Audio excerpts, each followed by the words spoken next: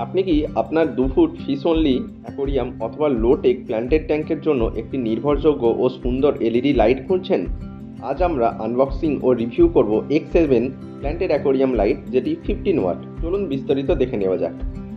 বক্সটি খুলে দেখি প্যাকেজিং পরিষ্কার, কম্প্যাক্ট এবং অনেক ট্রান্সপোর্ট ফ্রেন্ডলি।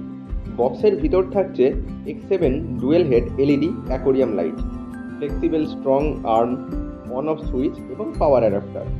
লাইটটি হাতে নেওয়ার পর বোঝা যায় এর বিল্ড কোয়ালিটি বেশ ভালো ও প্রিমিয়াম। ডুয়েল এলইডি হেড ও ফ্লেক্সিবল আর্ম থাকার কারণে আলো খুব সুন্দরভাবে ট্যাঙ্কে ছড়িয়ে পড়ে।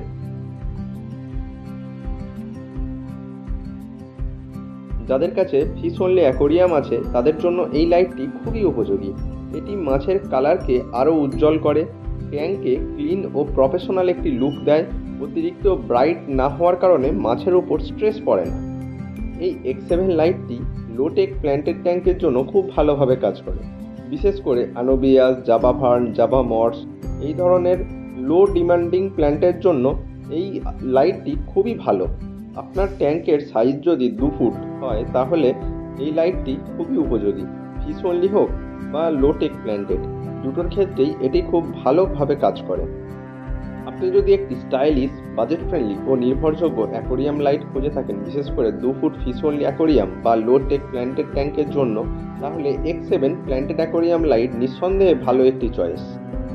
ভিডিও ভালো লাগলে লাইক, শেয়ার ও সাবস্ক্রাইব করুন দ্য অ্যাকোরিয়াম মেকানিক চ্যানেলটি। আর এরকম প্রফেশনাল রিভিউ আর অ্যাকোরিয়াম টিপস পেতে সঙ্গে থাকুন।